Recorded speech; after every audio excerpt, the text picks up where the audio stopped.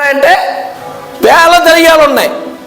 చర్చికి వెళ్తలేదు, ప్రార్థన చేస్తలేదు, సహవాసం పెడతా ఉంటే, గృహ కూడికలు పెడతా ఉంటే అటెండ్ అవుతలేదు. ఇప్పుడు వాళ్ళు వచ్చి ఏం కూర్చుంటాయి? దేవుని సన్నిధి లేనప్పుడు ఏం సన్నిధి వస్తుంది? దెయ్యం సన్నిధి వస్తుంది.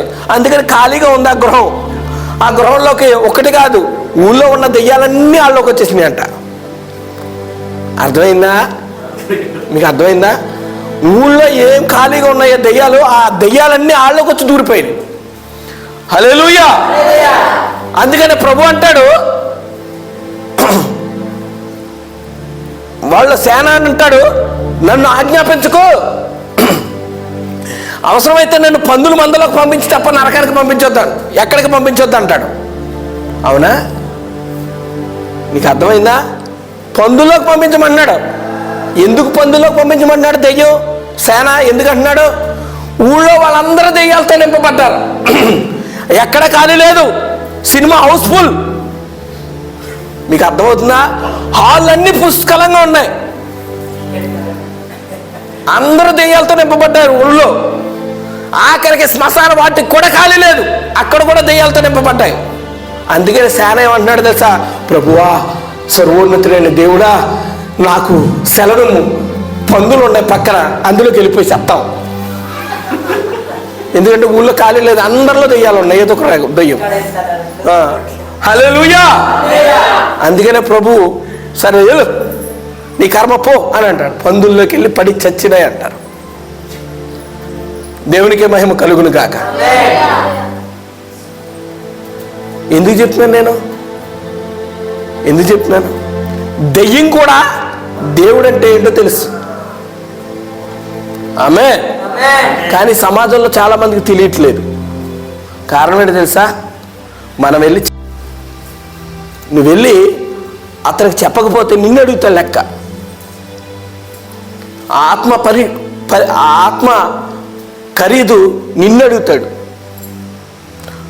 హల్లెలూయా. ధనవంతుడు అంటాడు నరకానికి పోయిన తర్వాత,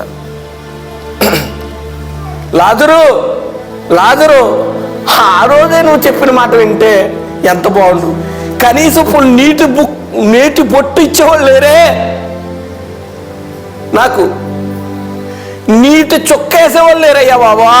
లాజరా, నువ్వు బాగానే ఉన్నావయ్యా పైన అబ్రాహ్మకుడి పక్కన, నేను ఇక్కడ మాడిపోతున్నాను, నశించిపోతున్నానయ్యా.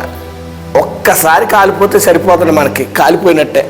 సంవత్సరాల కొద్ది, వేల కొద్ది కాలుస్తూ ఉన్నామంటే ఇంకెంత బాధమ్మా చెప్పండి. ధనవంతుడు వేల సంవత్సరాలు కాలుతూనే ఉంటున్నాడు, నీటి చొక్కా అందించే వాళ్ళు లేరు.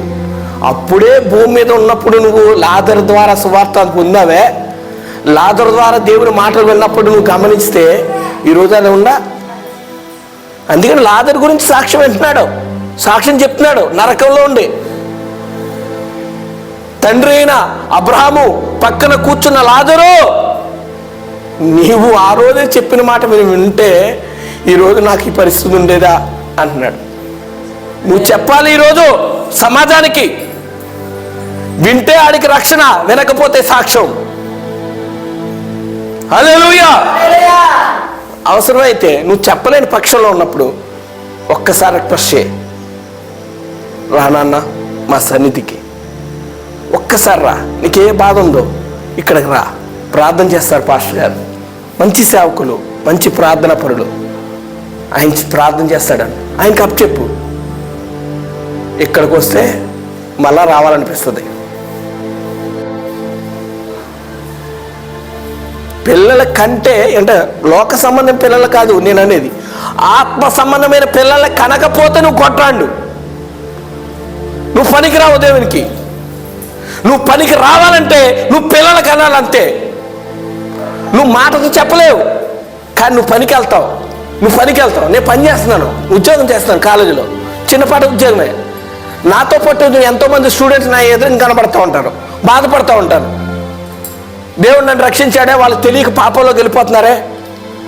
తాగుతారు, డ్రగ్స్ తాగుతారు, కాలేజీకి వస్తారు, పిల్లలు లైన్ వేస్తారు, సైట్ కొడతారు, పాపంలోకి వెళ్ళిపోతారు, ఎన్నో చేస్తారు.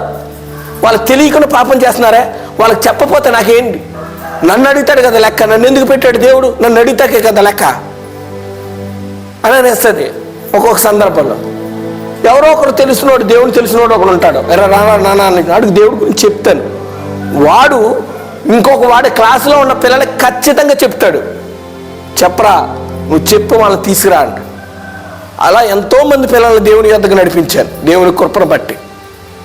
హల్లెలూయా. సాయంత్రం 5ంటికి కాలేజీ అయిపోద్ది, 5:30కి ఇంటికి వెళ్ళి టీ కాఫీ ఇచ్చేసి వచ్చేస్తాను మా ఆవిడికి. అంటే టీ పెట్టమని పాలు ప్యాకెట్ ఇచ్చేసి వచ్చేస్తాను, పాలు తాగేస్తాను, బ్యాగ్ వేసుకుంటాను, 5:30కి వెళ్ళిపోతాను బండి మీద. రోడ్డు మీద ఎవడో ఒకడు వలస కార్మికుడు అంటే ఇతర రాష్ట్రం నుంచి మన రాష్ట్రానికి బీహార్ నుంచి, బెంగాల్ నుంచి, ఒడియా నుంచి పని చేసుకోవడానికి వస్తూ ఉంటారు. నా దగ్గర ఏముండదు, రేషన్ బియ్యం ఉంటుంది, గవర్నమెంట్ ఇచ్చిన రేషన్ బియ్యం. ఆ రేషన్ బియ్యమే వాళ్ళకి రాదు.